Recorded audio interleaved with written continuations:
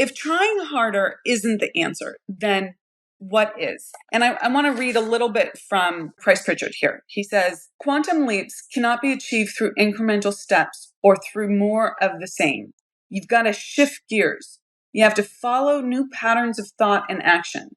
The rules of what works and what doesn't always change when you are trying to make a move from normal performance to U squared. So where are you in normal performance, and what would U squared look like for you?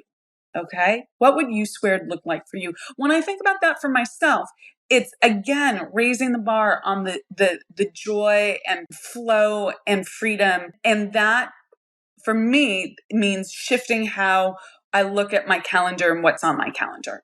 That was my big takeaway this morning, was that this, how we're doing things, which just shifted, by the way, about 3 or 4 months ago, is going to shift again, because this isn't going to get me to where I want to go. Now that's going to have a follow-on effect, and we need to figure that out. And I call this putting a demand on the universe. Like, I'm going to radically change how my schedule is run so that I only have 3 hours of scheduled time a day. And that scheduled time has to be for everything, for client delivery, for team meetings, for other sorts of meetings with contractors. It doesn't matter what that is. That's only 3 hours of scheduled time. Now, right now, all my meetings are Monday, Tuesday, Wednesday. Thursday is CEO time, and Friday is a free day.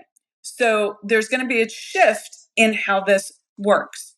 And I'm excited about this. And there's going to be 1 week a month where it's dedicated to just content creation, because that is a different energy and focus than simply the day-to-day running of the business. And I want to be able to take a week, do content creation, do the big planning, and do all the podcast recordings instead of the way that we're doing it right now. So that gives you a little bit behind the scenes to show you like how I look at things. I want to go on and say, he says here that now this is not an argument against self-discipline or persistence. So same thing. Those are true virtues. Over a lifetime, they can make a powerful contribution to success and achievement. They are fundamental to the development of your talents. It's extremely important to apply yourself diligently, and sometimes staying power is what delivers a big win.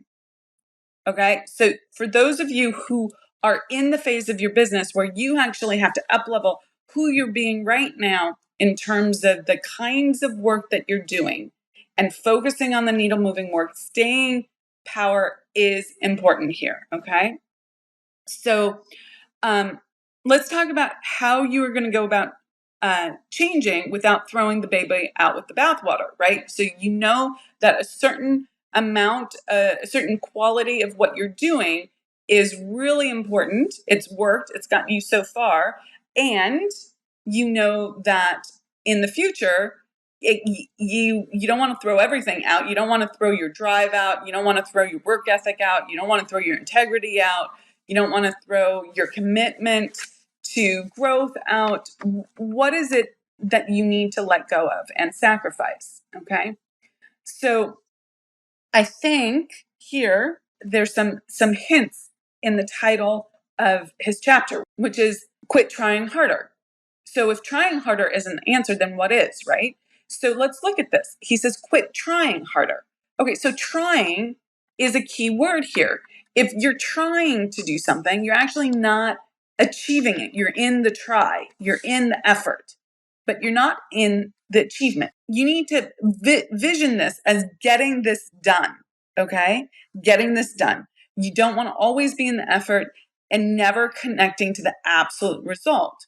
So instead of trying harder, why don't you just claim the goal that you want and create it? That's a shift.